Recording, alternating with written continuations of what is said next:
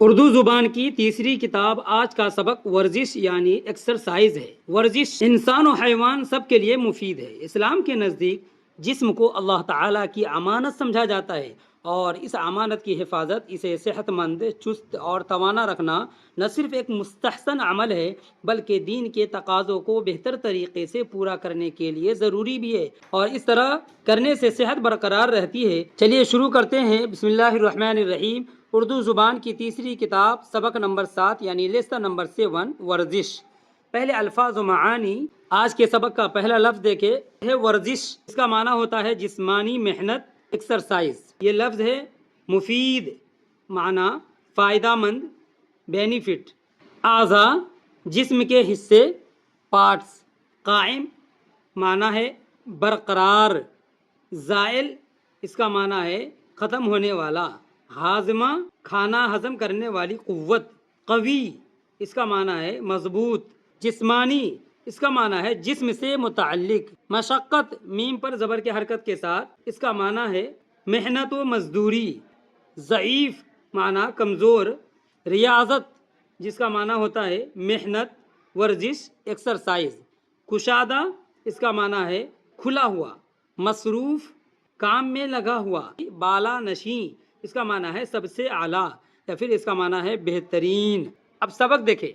پہلا گراف، ورزش انسان و حیوان سب کے لیے مفید ہے۔ وہ اعضاء کی قوت اور جسم کی صحت کو برقرار رکھتی ہے۔ دوسرا گراف، جب اعضاء یعنی باڈی کے پارٹس بیکار رہتے ہیں تو ان کی قوت روز بروز زائل ہونے لگتی ہے، یعنی ختم ہونے لگتی ہے۔ اسی طرح ایک قسم کی محنت کرتے کرتے اکتا جاتا ہے، طبیعت سست اور کند ہو جاتی ہے۔ کند یہ سست کا مترادف ہے جس کا معنی غیر فعال، تو کیا ہے؟ طبیعت سست اور کند ہو جاتی ہے، مگر ورزش کرنے سے اعضاء کی قوت بحال رہتی ہے اور بجھی طبیعت میں تازگی آ جاتی ہے۔ یعنی طبیعت سست ہو، بوجھل ہو، پژمردہ ہو، کیا آ جاتی ہے؟ تازگی آ جاتی ہے، اور بجھی طبیعت میں تازگی آ جاتی ہے۔ تیسرا گراف، تازہ اور صاف ہوا میں ورزش کرنے سے ہاضمے کی قوت بڑھتی ہے۔ یعنی یہ کہ ہم ورزش کے ساتھ ساتھ یہ بھی دھیان رکھیں کہ جس موسم میں جس جگہ پر ہم ورزش کر رہے ہیں وہاں کی آب و ہوا اچھی ہونی چاہیے۔ دیکھیں، تازہ اور صاف ہوا میں ورزش کرنے سے ہاضمے کی قوت بڑھتی ہے۔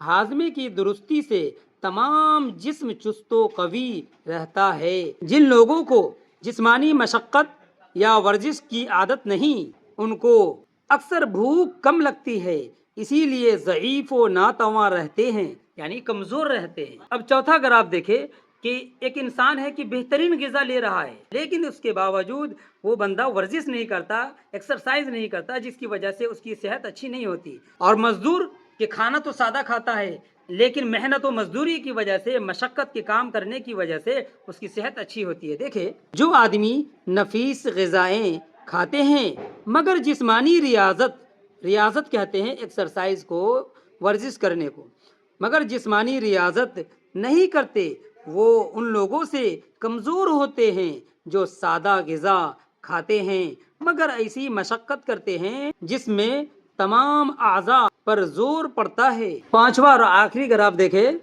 کاشتکار اور مزدور اسی سبب سے زیادہ مضبوط اور طاقتور ہوتے ہیں کہ وہ اپنے پیشے کی ضرورت سے کشادہ میدان کے اندر جسمانی محنت میں مصروف رہتے ہیں۔ غرض 100 دوا کی ایک دوا ورزش ہے۔ اسی کو پوئم کے اندر، شعر کے اندر ڈھالا ہے۔ دیکھیں، دوا کوئی ورزش سے بہتر نہیں، دوا کوئی ورزش سے بہتر نہیں، یہ نسخہ ہے کم خرچ بالا نشیں۔ یعنی اس شعر کے ذریعے ہمیں سمجھایا گیا کہ دوا کوئی ورزش سے بہتر چیز نہیں ہے، اسی لیے یہاں کہا یہ نسخہ ہے کم خرچ، یعنی ورزش ایک کم خرچ کا نسخہ ہے، زیادہ پیسے نہیں لگتے، لیکن بالا نشی کا مطلب بہترین ہے، سب سے اعلیٰ ہے یہ۔ اب اس سبق کا پیغام کیا ہے؟ سبق کا پیغام جسمانی صحت اور تندرستی یعنی فٹنس کو برقرار رکھتا ہے۔ اسلام میں ایک مضبوط اور صحت مند مومن کو کمزور مومن پر فضیلت دی گئی ہے۔ المؤمن القوی خیر واحب الی اللہ من المؤمن الضعیف، صحیح مسلم کی یہ روایت ہے۔ اسی طرح حضرت طالوت علیہ السلام کا واقعہ قرآن میں ذکر ہے، اللہ نے انہیں علم اور جسمانی قوت میں وسعت یعنی طاقت عطا فرمائی ہے۔ سورہ بقرہ کی یہ آیت ہے، ان اللہ اصطفاہ علیکم وزادہ بسطۃ فی العلم والجسم۔ اسی لیے انسان کو سستی کاہلی چھوڑ کر متحرک یعنی ایکٹیو رہنا چاہیے، کیونکہ صحت اللہ کی دی ہوئی بہت بڑی نعمت ہے، تو وہیں وہ ایک امانت ہے جس کی حفاظت کرنا انسان کی یعنی ہم سب کی ذمہ داری ہے، رسپانسبلٹی ہے۔ امید ہے کہ یہ پیغام سمجھ میں آیا ہوگا۔ جزاکم اللہ خیر۔ السلام علیکم ورحمۃ اللہ وبرکاتہ۔